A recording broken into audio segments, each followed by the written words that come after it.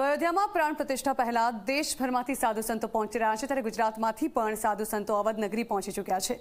અયોધ્યા પહોંચી ગુજરાતના સંતોએ પ્રાણ પ્રતિષ્ઠા મહોત્સવ અંગે ગૌરવ વ્યક્ત કર્યું, સાથે જ કહ્યું કે 500 વર્ષનો સંઘર્ષ પૂર્ણ થઈ રહ્યો છે। ધર્મની રક્ષા કરવાની ભગવાન રામે જવાબદારી સંભાળી છે, ત્યારે ભગવાન રામ ટેન્ટમાંથી હવે ભવ્ય મંદિરમાં જઈ રહ્યા છે, ત્યારે આ ઐતિહાસિક ક્ષણ સમગ્ર દેશવાસીઓ માટે ગૌરવની ક્ષણ છે।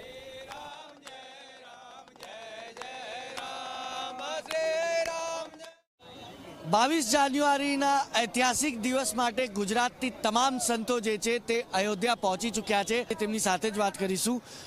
સ્વામીજી, આ સૌભાગ્ય 500 વર્ષ બાદ તમામને મળ્યું છે અને તમે 22 તારીખે આ ઐતિહાસિક ક્ષણ નિહાળશો, શું કહેશો? સૌપ્રથમ 14 વર્ષના વનવાસ દરમિયાન જ્યારે ભગવાન રામ અવધમાં પધાર્યા હતા ત્યારે દિવાળીનો મહોત્સવ થયો હતો, ત્યારે અમે લોકો હાજર હોય કે ના હોય ખબર નથી, પણ અત્યારે 500 વર્ષ પછી જે આ અવસર અમને પ્રાપ્ત થયો છે તો ખરેખર અમે રામ ભગવાનની ખૂબ કૃપા માનીએ છીએ કે ભાઈ આ અવસરમાં અમે સામેલ થશું। જય શ્રી રામ હો ગયા કામ। અયોધ્યા નગરી કેટલી બદલાઈ ગઈ?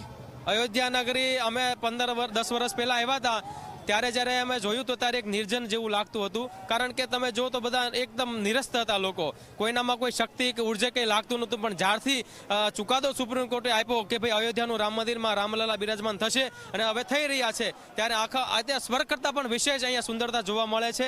હું 2010માં જ્યારે અહીંયા હતો ત્યારે અયોધ્યામાં કોઈ દર્શનીય સ્થળ નહોતું દેખાતું, કેવલ હનુમાનગઢી અને કનક ભવન।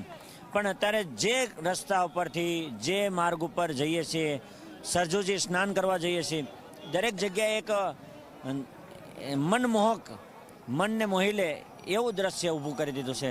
અમારી ભાઈ બહેન હિન્દુ સંપ્રદાય, આખો હિન્દુ સમાજ આના માટે જે પોતાનું બલિદાન આપ્યું છે, જે પ્રયત્ન કર્યો છે, જે મહેનત કરી છે, એનું આ ફળ 22 તારીખે જોવા મળશે ને એ જોયા પછી એવો એક પણ વ્યક્તિ નહીં હોય જેને હૃદય ગદગદ ન થયું હોય।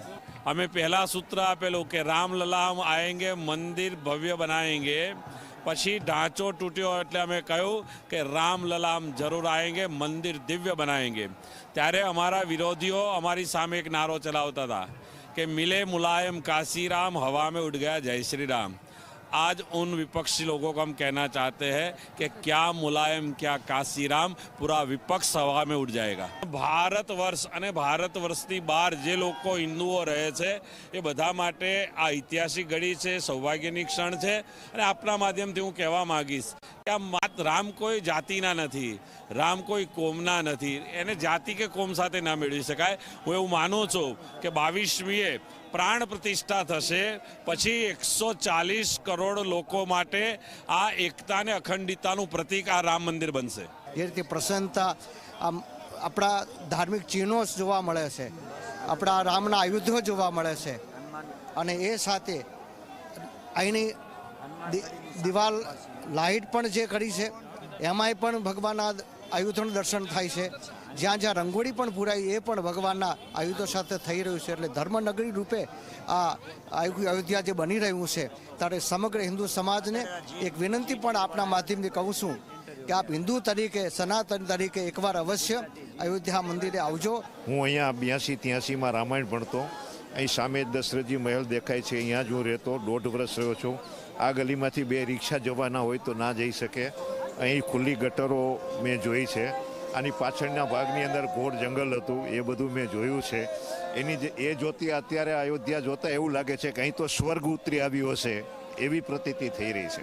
વિશ્વને ઊંચે લાવનાર સંસ્કૃતિ છે, એ જ સંસ્કૃતિને જો આટલું બધું નુકસાન થયું હોય તો ભગવાન ધર્મની રક્ષણની જવાબદારી ભગવાને લીધી છે કે જબ જબ હોય ધર્મ કી હાનિ, બાળે અસુર અધમ અભિમાની, તબ તબ પ્રભુ ધરી મનુષ્ય શરીર। આ મનુષ્ય શરીરમાં ભગવાને જ આવ્યા છે, હું તો એ માનું છું। અને એમને જ તે આ તારી આપણી વૈદિક સંસ્કૃતિને ઉત્થાન માટેનો પ્રયોગ કહેવાનો મતલબ કે જવાબદારી બધી ભગવાનજી। યદા યદા એ ધર્મસ્ય ગ્લાનિર્ભવતિ ભારત અભ્યુત્થાનમ અધર્મસ્ય તદાત્માનમ સૃજામ્યહમ પરિત્રાણાય સાધુનામ વિનાશાય ચ દુષ્કૃતામ ધર્મ સંસ્થાપનાર્થાય સંભવામી યુગે યુગે। તો ભગવાને આની જવાબદારી લીધી છે। તમામ સંતોનું એવું કહેવું છે કે ભગવાને ધર્મની રક્ષા કરવાનું કાર્ય પોતાના હાથમાં લઈને એક મનુષ્ય સ્વરૂપ લઈને નરેન્દ્ર મોદી રૂપે ધર્મને બચાવવા માટે આ ભવ્ય મંદિરનું નિર્માણ કરાવ્યું। અયોધ્યાથી કેમેરા પર્સન શૈલેષ બગડા સાથે ઝી મીડિયા।